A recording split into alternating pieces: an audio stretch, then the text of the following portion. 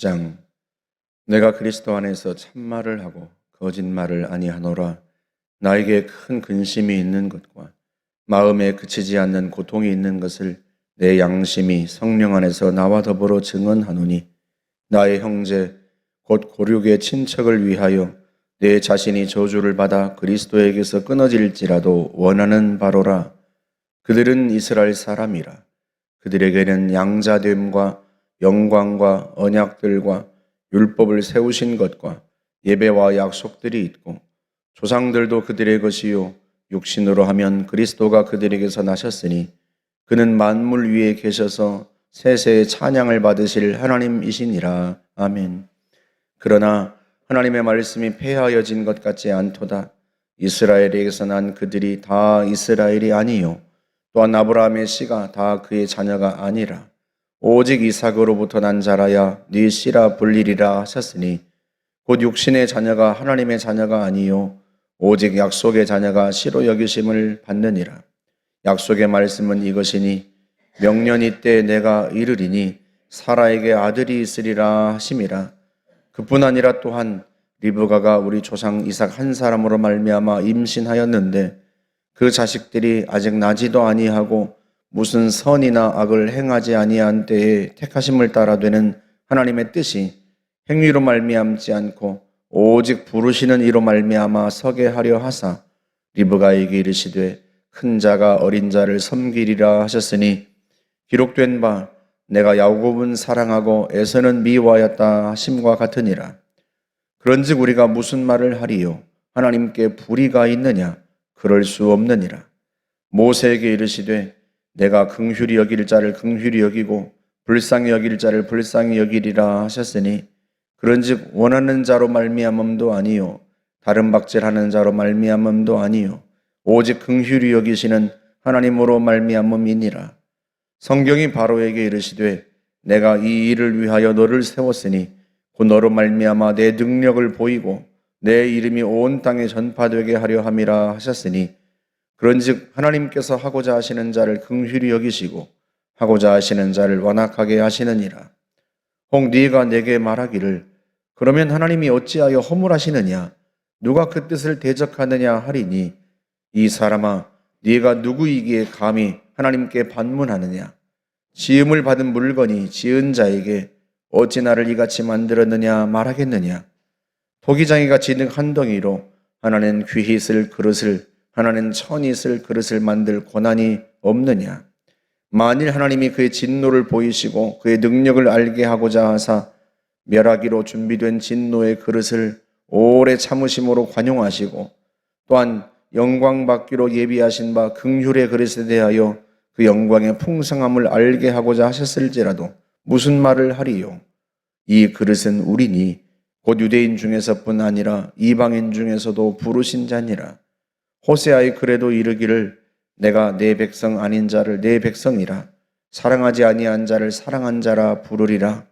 너희는 내 백성이 아니라 한 그곳에서 그들이 살아계신 하나님의 아들이라 일컬음을 받으리라 함과 같으니라. 또 이사야가 이스라엘에 관하여 외치되 이스라엘 자손들의 수가 비록 바다의 모래 같을지라도 남은 자만 구원을 받으리니 주께서 땅 위에서 그 말씀을 이루고 속히 시행하시리라 하셨느니라. 또한 이사야가 미리 말한 바 만일 만군의 주께서 우리에게 씨를 남겨두지 아니하셨더라면 우리가 소돔과 같이 되고 고모라와 같았으리로다 함과 같으니라. 그런즉 우리가 무슨 말을 하리요? 의를 따르지 아니한 이방인들이 의를 얻었으니 곧 믿음에서 난 의요 의의 법을 따라간 이스라엘은 율법에 이르지 못하였으니 어찌 그러하냐? 이는 그들이 믿음을 의지하지 않고 행위를 의지함이라. 부딪힐 돌에 부딪혔느니라. 기록된 바 보라 내가 걸림돌과 거치는 바위를 시온에 두리니 그를 믿는 자는 부끄러움을 당하지 아니하리라 함과 같으니라. 아멘. 9장부터 11장까지 바울은 이스라엘의 구원에 관하여 이야기합니다. 그가 이스라엘의 구원에 관하여 이야기하는 것은 그가 복음을 전하면서 보니까 유대인들이 이스라엘 사람들이 오히려 복음을 받아들이지 않고 이방인들이 오히려 복음을 받아들인단 말이죠. 하나님의 백성으로 먼저 선택함을 받은 사람들인데 유대인들이 복음을 받아들이지 않는 걸 보면서 바울이 너무나 안타깝고 너무 괴롭고 그래서 자신의 심정을 토로하면서 그렇다면 이스라엘은 구원을 받을 것인가?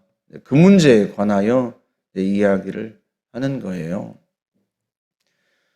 먼저 이스라엘이 하나님께 선택받았다. 하나님께 그들이 받은 특권이 있다. 그것부터 시작을 합니다. 그래서 4절에 보면 그들에게는 양자됨과, 그러니까 하나님의 백성으로 선택받았어요. 하나님의 자녀로 받아들여졌단 말이죠. 그들에게는 양자됨과 영광과, 신의 산에서 하나님의 영광을 그들이 보았고요. 그리고 언약들과 율법을 세우신 것과 예배와 약속들이 있고, 하나님께서 그들을 선택하셔서 그들을 하나님의 백성으로 삼아주시고 신의 산에서 하나님의 영광을 보이시고, 그리고 하나님의 언약과 율법을 그들에게 주셨습니다. 많은 예배와 약속들을 주셨단 말이죠. 아브라함과 이삭과 야곱 조상들도 그들의 조상이고, 육신으로 하면, 혈통으로 하면 그리스도도 그들에게서 나셨습니다. 그러니까 세상에서 이런 엄청난 특권을 받은 민족이 어디 있겠어요? 그러면 이 특권이 어떻게 그들에게 주어졌는가? 그들이 어떻게 그렇게 특별한 권리를 받게 되었는가? 전적인 하나님의 은총이에요. 그걸 13절까지 설명을 쭉 하는데요. 하나님께서 아브라함을 선택하셨어요. 아브라함의 무슨 행위를 보고 선택하신 게 아닙니다. 그저 하나님이 아브라함을 선택하신 거예요. 은총이에요, 은총. 아브라함에게서 이삭이 났고, 이삭에게서 두 아들이 나죠. 에서와 야곱. 그런데 그 중에 야곱을 선택하셨어요. 그리고 야곱에게서 12아들이 났고, 그 12아들을 통해서 12지파가 형성되고, 그 12지파를 통해서 이스라엘 민족이 형성된 거란 말이죠. 그러면 이 야곱을 하나님이 무슨 행위를 보고 선택하신 건가? 그에게 무슨 선택받을 만한 의로운 행위가 있어서 에서가 아니라 야곱을 선택하신 건가? 그게 아니에요. 리브가의 태중에 있을 때, 그러니까 그들이 태어나기도 전부터 큰 자가 어린 자를 섬기리라 하고 주님이 말씀하셨단 말이죠. 그러니까 그들이 세상에 나와서 뭘 하기도 전에 하나님께서 태중에 있을 때 그들을 선택하신 거예요. 그러니까 전적인 하나님의 은총입니다. 은총. 그렇다면 누군가 이렇게 반문할 수 있어요. 하나님이 왜 이렇게 불공정하시냐? 이렇게 반문할 수 있잖아요. 아니 적어도 둘 중에 누구를 선택하실지 좀 보면서 누가 더 선택받을 만한지 보면서 하셔야지. 하나님께서 아무것도 보시지도 않고 그냥 선택하시는가? 하나님이 불의하신가? 이렇게 반문할 수 있잖아요. 거기에 대해서는요, 바울이 아주 단호합니다. 그래서 9장 20절에서 그가 이렇게 말을 해요. 이 사람아, 네가 누구이기에 감히 하나님께 반문하느냐? 지음을 받은 물건이 지은 자에게 어찌 나를 이렇게 만들었느냐 말하겠느냐?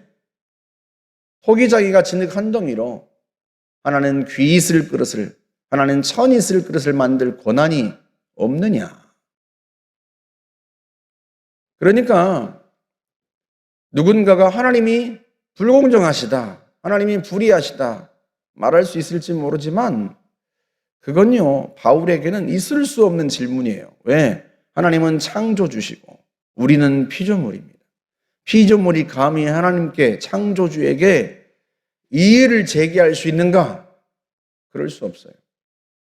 한 치 앞도 내다보지 못하는 인간이, 연약한 피조물이 인생의 시작과 끝을 다 아시는, 그리고 우리를 만드신 창조주에게 감히 반문할 수 있겠는가 하는 거예요. 그건 하나님의 주권이에요, 주권. 감히 피조물이 창조주에게 대들 수 있는 문제가 아니란 말이죠. 게다가 한번 이렇게 생각해 보세요. 그래, 좋다.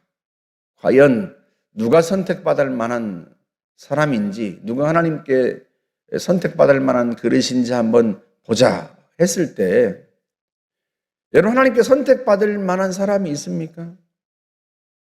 그 행위를 보고 하나님이 선택하신다고 했을 때, 과연 하나님 앞에 선택받을 만한 사람이 있겠는가? 없다는 거예요. 지금껏 1장부터 8장까지 이야기한 게 바로 그거예요. 하나님이 보시기에요, 의를 행하는 사람이 없어요. 하나님이 선택하실 만한 사람이 없어요. 모든 사람이 다 죄를 지었고요. 그건 하나님께 선택받은 유대인도 마찬가지예요. 유대인이나 이방인이나 다 하나님의 심판 아래 있을 뿐이지, 하나님이 긍휼히 여기시지 않는다면, 하나님이 불쌍히 여기시지 않는다면 다 하나님의 진노 아래에 있을 거예요. 그걸 바울이 진노의 그릇이라고 표현합니다. 멸망받기로 예비된 진노의 그릇이다. 누가 과연 하나님 앞에서 선택받을 만한 사람인가? 아무도 없어요. 야, 이놈이 좀 괜찮구나 하고 하나님께서 보실 만한 사람이 아무도 없단 말이에요. 그러니 왜 하나님께서 누구는 선택하시고 누구는 선택하지 않으십니까? 라고 말할 수 없어요. 왜? 이미 다 하나님의 진노를 받을 수밖에 없는 사람들입니다. 그런데 하나님이 긍휼을 베푸신 거란 말이죠. 은혜를 베푸신 거예요. 그러니 왜 하나님께서 공정하시지 않게 할 수 있느냐, 이렇게 말할 수 있는 사람이 아무도 없어요. 다 멸망받을 진노의 그릇인데 하나님이 오래 참으시고 관용하시고 긍휼을 베푸신 거예요. 긍휼을. 그 긍휼이 어디에 나타났어요? 예수 그리스도의 십자가에 나타났습니다. 지금껏 그걸 설명한 거예요. 5장 8절에서 말씀하신 바와 같이 우리가 아직 죄인 되었을 때 그리스도께서 우리를 위하여 죽으심으로 하나님께서 우리에 대한 자기의 사랑을 확증하셨느니라. 하나님이 우리에게 보여주신 것은요, 관용이고 긍휼이고 사랑이에요. 그러니 하나님이 불의하시다고 누가 감히 말할 수 있겠는가? 이스라엘만 보아도 그래요. 이스라엘만 보아도. 이스라엘이 과연 그 행위로 하나님 앞에 인정받을 수 있는 거 없어요. 그들이 하나님 앞에 선택받았지만 그럼에도 불구하고요, 하나님이 그들에게 영광을 보여주시고 하나님의 법을 주시고 하나님의 언약들을 주셨지만 그럼에도 불구하고요, 그들이 늘 범죄하였어요. 그래서 하나님께서 남은 자를, 씨를 남겨두지 않으셨더라면 다 소돔과 고모라처럼 다 멸망받았을 거예요. 하나님이 선택하셨다는 유대인조차도 결국은요, 하나님의 의에 이르지 못해요. 그러니 누가 과연 하나님께 선택받을 만한 자격이 있다고 주장할 수 있겠는가? 그저 하나님께서 불쌍히 여겨주시기만을 바랄 뿐이고, 하나님이 정말로 그 긍휼과 사랑을 예수 그리스도의 십자가를 통해서 보여주신 거죠. 그런데 가만히 보니까, 바울이 보니까요, 그 하나님의 긍휼, 그 하나님의 사랑을 받아들인 사람들이 유대인이 아니고 이방인들이에요. 30절에서 그렇게 말씀합니다. 그런지 우리가 무슨 말을 하리요? 의롭지 못하다고 여겨졌던 그 이방인들이 의를 얻었다는 거예요. 무엇으로? 곧 믿음에서 난 의요. 믿음으로. 그들이 어떤 행위로 의를 얻은 게 아니에요. 예수 그리스도를 믿는 믿음으로. 왜? 행위로는요, 누구도 하나님 앞에서 의롭다고 인정받을 수 없어요. 그런데 이방인들이 예수 그리스도를 받아들이고 예수 그리스도를 믿음으로써 유대인들이 의롭지 않다고, 의를 따르지 않는다고 그렇게 무시했던 이방인들이요, 오히려 하나님 앞에서 의롭게 되었어요. 유대인들은요, 믿음을 따르지 않고 그들의 행위를 따랐습니다. 이게 바울의 안타까운 점이에요. 과연 행위로 하나님 앞에 의롭다고 인정받을 수 있겠는가? 지금껏 이스라엘 민족을 남겨두신 것은 그들이 의로워서가 아니란 말이죠. 하나님께서 그들을 불쌍히 여기셨을 뿐이에요. 하나님께서 긍휼히 여기지 않으셨더라면 바울이 얘기하는 것처럼 소돔과 고모라처럼 이미 다 멸망받고 사라졌을 거예요. 그런데 하나님이 긍휼을 베푸신 것뿐이란 말이죠. 그런데 아직도 그들은요, 자신들의 행위로 하나님 앞에 인정받으려고 애써요. 이게 얼마나 안타까운 일이에요. 거기에 바울의 안타까움이 있고 바울의 속상함이 있어요. 예수 그리스도를 통한 하나님의 의, 누구도 하나님 앞에서 그 행위를 인정받을 수 없지만 그 하나님의 의를 자기 것으로 삼을 수 있단 말이죠. 어떻게? 믿음으로써. 이 이야기를 이제 10장, 11장에 걸쳐서 계속하면서 그렇다면 과연 이스라엘은 버림받은 것인가? 이제 그 문제를 이어서 계속 다룹니다. 여러분, 우리가요, 하나님 앞에 선택받은 게 우리가 하나님 앞에 무슨 다른 사람보다 더 의로워서, 더 훌륭해서 선택받은 게 아니에요. 우리가 착각하면 안 돼요. 그저 하나님이 우리를 불쌍히 여기신 것 뿐이에요. 그래서 예수 그리스도를 믿는 그 믿음으로 난 의를 우리에게 주신 거예요. 더더군다나 우리가 예수 그리스도를 믿음으로 의롭다 하심을 받았으면 여러분, 우리가 하나님 앞에 우리 행위를 자랑할 바가 없어요. 우리가 하나님 앞에 많은 헌신을 하고 많은 봉사를 하잖아요. 그게 우리에게 의의가 되는가? 그렇지 않아요. 그건 마땅히 하나님께 은혜를 받은 자가 드려야 할 헌신인 거예요. 마땅히 드려야 할. 주님께서 무익한 종에 관한 이야기를 아시죠? 종이 밭에 가서 일하고 왔는데 주인이 수고했다고 그 종에게 앉아서 밥을 먹으라고 밥상을 차려줄 수 있겠느냐? 아니라는 거예요. 오히려 일하고 온 종에게 내 밥상을 차려라 그렇게 말하고, 그리고 나서 내가 밥을 먹을 때까지 옆에서 수종 들어라 그런다는 거예요. 그리고 그 종이 그 모든 수고를 하였다고 해서 그걸 자랑할 수 있는 거 아니라는 거죠. 나는 하여야 할 일을 했을 뿐이다.